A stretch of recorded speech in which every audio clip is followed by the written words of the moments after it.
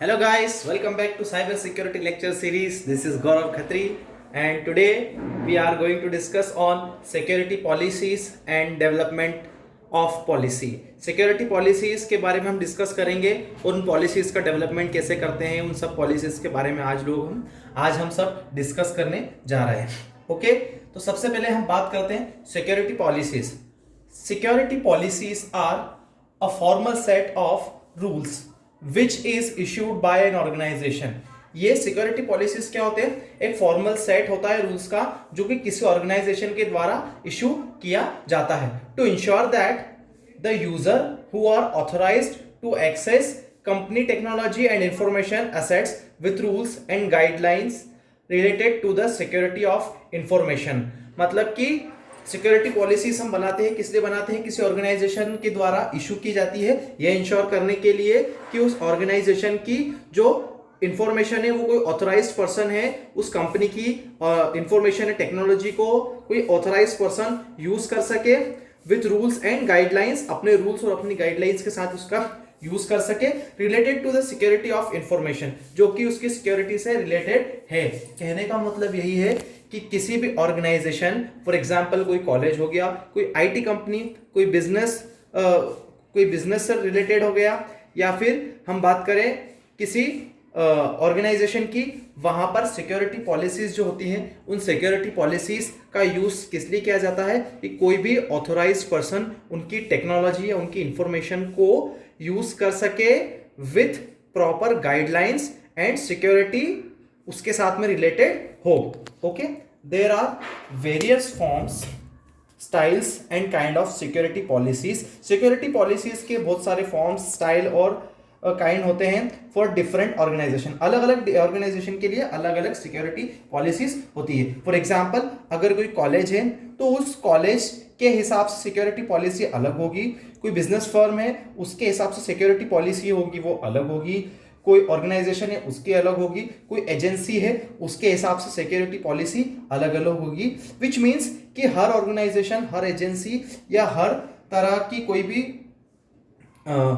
Organisation हम कहें उसके लिए अलग अलग पॉलिसीज होती है. अब हम देखते हैं सिक्योरिटी पॉलिसी. अगर मान लो किसी ऑर्गेनाइजेशन या फिर किसी कॉलेज या किसी यूनिवर्सिटी के लिए एक बार सिक्योरिटी पॉलिसी को हमने क्या कर लिया, बना लिया. ओके, सिक्योरिटी पॉलिसी हमने बना लिया. मैं पहले बता चुका हूं सिक्योरिटी पॉलिसी क्या होती है, जिसका यूज करके हम किसी भी ऑर्गेनाइजेशन या किसी भी ऑर्गेनाइजेशन या किसी भी कॉलेज के डेटा को कोई ऑथोराइज्ड पर्सन कैसे यूज कर सकता है, उन सब चीजों के बारे में उसमें डिटेल इंफॉर्मेशन होती है. अगर किसी ऑर्गेनाइजेशन या किसी कॉलेज की सिक्योरिटी पॉलिसी हमने एक बार बना दी, उसके बाद में क्या करना होता है, उस ऑर्गेनाइजेशन, उस बिजनेस फर्म या उस एजेंसी के एम्प्लॉयज, उसके स्टूडेंट्स या फिर फैकल्टी मेंबर्स, उन सबको सबसे पहले उन सिक्योरिटी पॉलिसीज के बारे में क्या देना पड़ती है, ट्रेनिंग देना पड़ती है. मतलब उन्हें बताना पड़ता है कि सिक्योरिटी पॉलिसीज में क्या क्या जानकारियां हैं और किन किन चीजों का हमें ध्यान रखना पड़ता है. ओके, सबसे पहले चीज आती है आपकी ट्रेनिंग. आफ्टर दैट, ट्रेनिंग के बाद में जितने भी एम्प्लॉयज या स्टूडेंट्स होते हैं उन सबको उन सिक्योरिटी पॉलिसीज के बारे में क्या करना, अवेयर करना.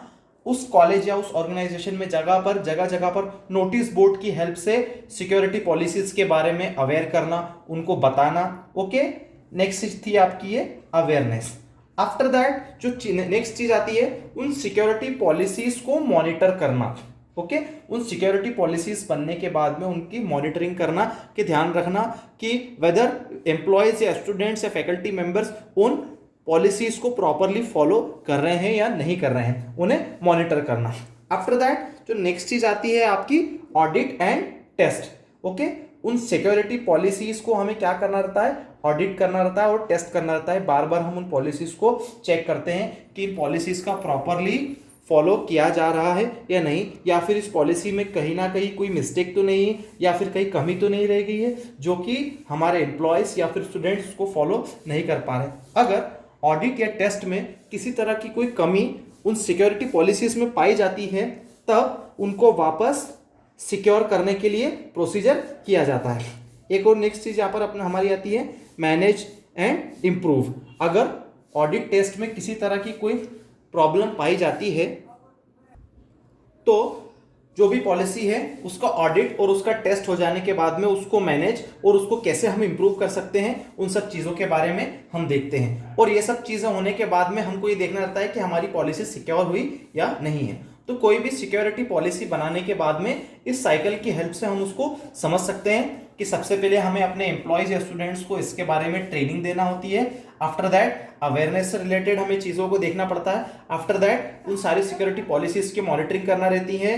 ओके, मॉनिटरिंग करने के बाद में हमें उन्हें लगातार ऑडिट और टेस्ट करना रहता है। अगर किसी तरह की कोई प्रॉब्लम वहां पर आती है तो फिर हमें उसको मैनेज और इम्प्रूव करना होता है, जिससे कि हमारी सिक्योरिटी पॉलिसी प्रॉपर वर्क करती है और हमारा ऑर्गेनाइजेशन का या हमारे कॉलेज या हमारी यूनिवर्सिटी का जो सिक्योरिटी सिस्टम है वो बिल्कुल सिक्योर हो जाता है।